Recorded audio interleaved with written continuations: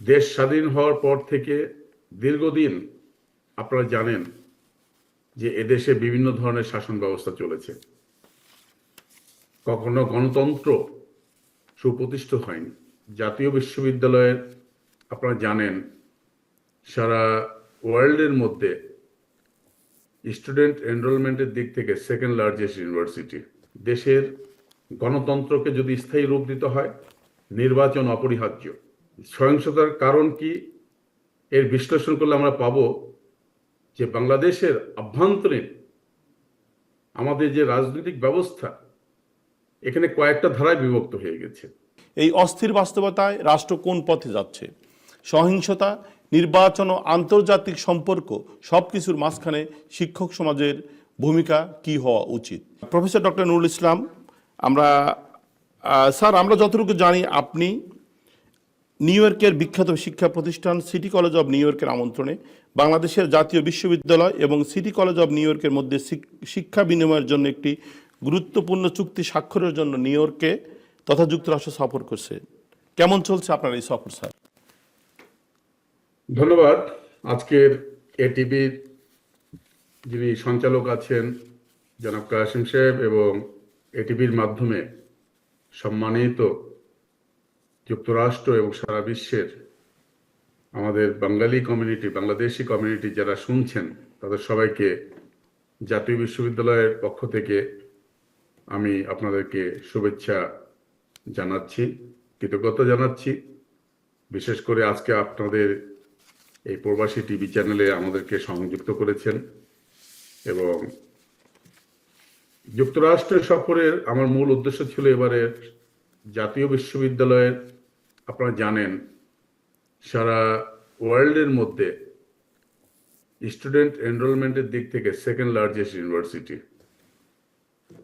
বাংলাদেশের মধ্যে সর্ববৃহত্তম পাবলিক বিশ্ববিদ্যালয় স্টুডেন্ট এনরোলমেন্টের দিক থেকে 3.5 মিলিয়ন স্টুডেন্ট আমাদের এনরোলমেন্ট হয়েছে এবং প্রতি বছর লক্ষাধিক শিক্ষার্থী এই জাতীয় বিশ্ববিদ্যালয় থেকে উচ্চতর শিক্ষা এবং সনদ নিয়ে দেশের ভিতরে বাইরে বিভিন্ন জায়গায় তারা তাদের যে দক্ষতা, সে দক্ষতার স্বাক্ষর রেখে যাচ্ছে।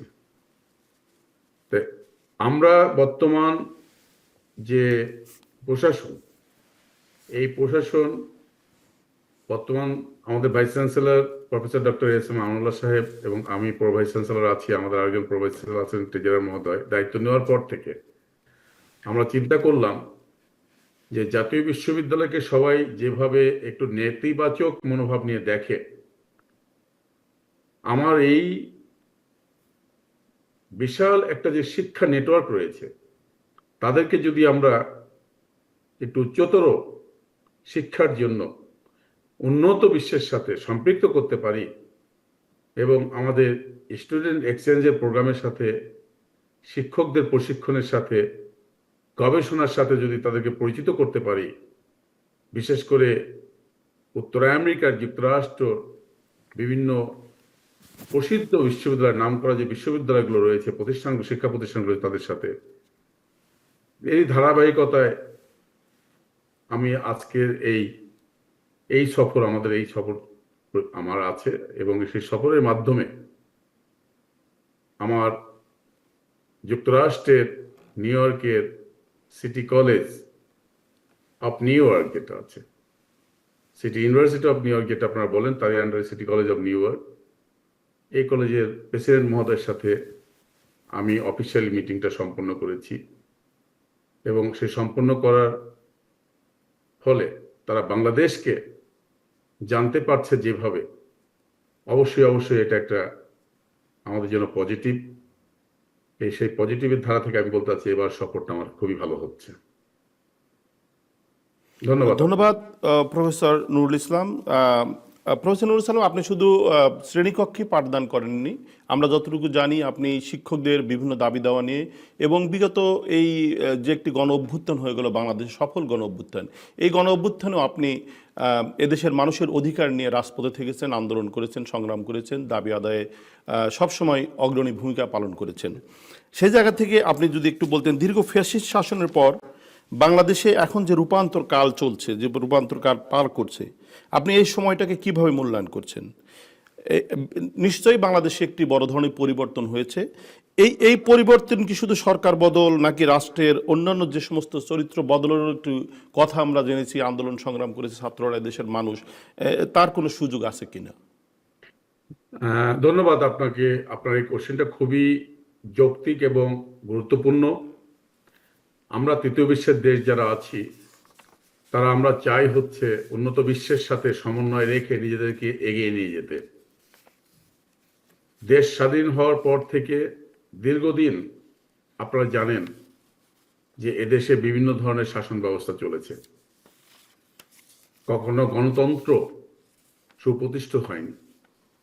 এই গণতন্ত্র সুপ্রতিষ্ঠিত হওয়ার জন্য, কাঠামোগতভাবে গণতন্ত্র স্থায়ী রূপ লাভের জন্য যখনই কোনো উদ্যোগ গ্রহণ হয়েছে, তখনই দেখা গেছে যে আভ্যন্তরীণ এবং বহির্বিশ্বের বিভিন্ন ধরনের প্ররোচনার কারণে আমরা যতটুকু আগাই ঠিক ততটুকু পিছিয়ে যাই।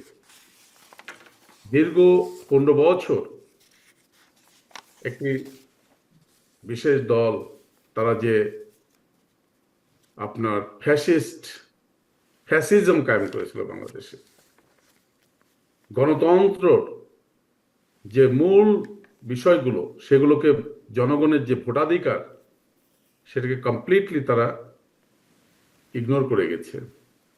কিন্তু বাংলাদেশের মানুষ, এই ভূখণ্ডে বসবাসকারী জনগোষ্ঠী, যখনই কোনো কিছু বারবার যখন এভাবে তাদের মৌলিক অধিকার বলবো না, তাদের অধিকার, যে কোনো ধরনের অধিকারের প্রতি যখন আঘাত আসে, তখন সবাই ঐক্যবদ্ধভাবে সেটা প্রতিহত করে।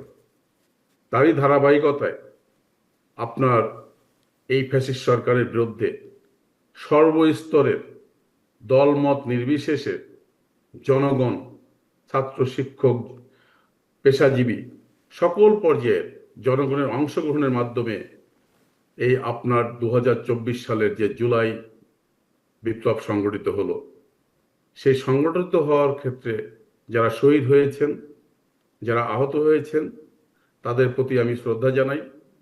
আপনারা জানেন এটা বিজয়ের মাস। এই বিজয়ের মাসে 1971 সালে আমাদের দেশ স্বাধীনতা হয়েছিল যে লক্ষ্য উদ্দেশ্য নিয়ে, সেই লক্ষ্য উদ্দেশ্যের সাথে যারা দেশের জন্য প্রাণ দিয়েছিল, তাদের প্রতি শ্রদ্ধা জানাই। পাশাপাশি এখন যারা এই গণতন্ত্র প্রতিষ্ঠার ক্ষেত্রে নিজের জীবনকে বাজি রেখে কাজ করে যাচ্ছেন, তাদের প্রতিও শুভেচ্ছা, আমি শ্রদ্ধা জানিয়ে একথা বলতে চাই যে সহিংসতা এখন হচ্ছে, এই সহিংসতা আমরা যতটুকু আগাচ্ছি, সহিংসতার কারণ কি, এর বিশ্লেষণ করলে আমরা পাবো যে বাংলাদেশের আভ্যন্তরীণ আমাদের যে রাজনৈতিক ব্যবস্থা, এখানে কয়েকটা ধারায় বিভক্ত হয়ে গেছে। এই কয়েকটা ধারায় বিভক্তর মধ্যে আমরা কেউ কেউ আছি মহান স্বাধীনতাকে ইগনোর করে কথা বলার চেষ্টা করছি, কেউ কেউ আছে মহান স্বাধীনতাকে আমরা যে আমাদের 1971 সালে যে অর্জন, সেটাকে অন্যদিকে ডাইভার্ট করার চেষ্টা করছি।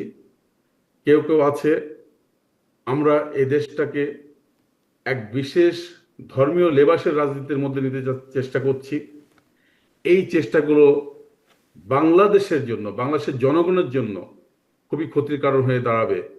আমরা যে একটি ন্যায্যতার কথা বলি, অধিকারের কথা বলি, এবং আমরা যে এতদিন শোষণ বঞ্চনার শিকার ছিলাম, তার থেকে যে মুক্তির কথা বলি, আজকের এই সহিংসতা সেই গণতন্ত্রের পথকে অনেক দূর পিছিয়ে নিয়ে যাবে বলে আমরা মনে করি। একজন বিশ্ববিদ্যালয়ের শিক্ষক হিসাবে, একজন অবজারভার হিসাবে, পেশাগত দায়িত্বের পাশাপাশি আমরা যখন বিভিন্ন ক্ষেত্রে অংশগ্রহণ করেছি, সমাজে যখনই কোনো অন্যায় অবিচার দেখেছি, আমরা আমাদের অবস্থান থেকে যখন সোচ্চার থেকেছি, আমাদের লক্ষ্য উদ্দেশ্য ছিল আমার এই বাংলাদেশের মানুষ, আমরা যেন নিজেদেরকে উন্নত বিশ্বের কাতারে যেতে না পারলেও আমরা যেন আমাদের সম্মানীয় জায়গাটায় থাকতে পারি। কিন্তু দুঃখের বিষয় হচ্ছে আমাদের অগ্রযাত্রাকে, এই যে অগ্রযাত্রা, এই অগ্রযাত্রাকে একটা নির্বাচনের মাধ্যমে যখন নাকি প্রতিষ্ঠিত করতে গেল, তখন সেই নির্বাচনটাকে প্রশ্নবোধক করার জন্য, নির্বাচনটাকে বানচাল করার জন্য একটি বিশেষ গোষ্ঠী এবং দেশের ভিতর এবং দেশের বাইরের অনেকের সহায়তায় তারা আজকে যে দেশের এই সহিংসতাগুলো ঘটাচ্ছে, এতে আমাদের মধ্যে যে ঐক্যটা ছিল, ফ্যাসিস্ট বিরোধী আন্দোলনের ক্ষেত্রে যে ঐক্য ছিল, সেই ঐক্য বিনষ্টের জন্য অনেক ক্ষেত্রে দায়ী থাকবে এই যারা সহিংসতা ঘটাচ্ছে তারা। সুতরাং আমি মনে করি দেশের গণতন্ত্রকে যদি স্থায়ী রূপ দিতে হয়, নির্বাচন অপরিহার্য। উইদাউট ইলেকশন যে কোনোভাবেই যে কোনো সরকার থাকুক না কেন, সে সরকার কখনোই দেশের সার্বিকভাবে স্থিতিশীল অবস্থা আনতে পারবে না। দেশের জনগণের জন্য যে চাহিদা আকাঙ্ক্ষা রয়েছে, তারা যে একটি ন্যায্যতার ভিত্তিতে সমাজ ভিত্তিক একটা তাদের অধিকার বাস্তবায়ন করতে চায়, সেটা থেকে অনেক দূরে চলে যাবে। সুতরাং এই নির্বাচন হতে হবে। যদি এই নির্বাচন না হয়, তাহলে দেশের গণতন্ত্রের কথা যে আমরা বলছি, সেই গণতন্ত্রের পথ ক্রমান্বয়ে পিছাতে থাকবে। আমার দেশ এই ভঙ্গুর অবস্থার মধ্যেই পড়ে থাকবে। আমরা মনে করি দলমত নির্বিশেষে মুক্তিকামী মানুষ আমরা যারা আছি, গণতন্ত্রের কথা বলি, বহুদলীয় যে আমাদের গণতন্ত্রের কথা বলি, আপনি আপনার কথা বলবেন, জাতীয়তাবাদের কথা বলি, আমরা বাংলাদেশি। অর্থাৎ এই জাতীয়তাবাদের ধারণা থেকে আমাদের সবাইকে বাংলাদেশি হিসাবে একত্রে দাঁড়িয়ে যেভাবে ফ্যাসিস্টের বিরুদ্ধে আন্দোলন করেছে, আমাদের সবাইকে একসঙ্গে এই নির্বাচনটাও যাতে হয়, সেক্ষেত্রে অগ্রণী ভূমিকা পালন করার জন্য যারা নাকি এই ধরনের সহিংসতা ঘটাচ্ছে, তাদের বিরুদ্ধে আমাদের একটা অবস্থান নেওয়া উচিত। ATV USA বিশ্বজুড়ে বাঙালিয়ানা।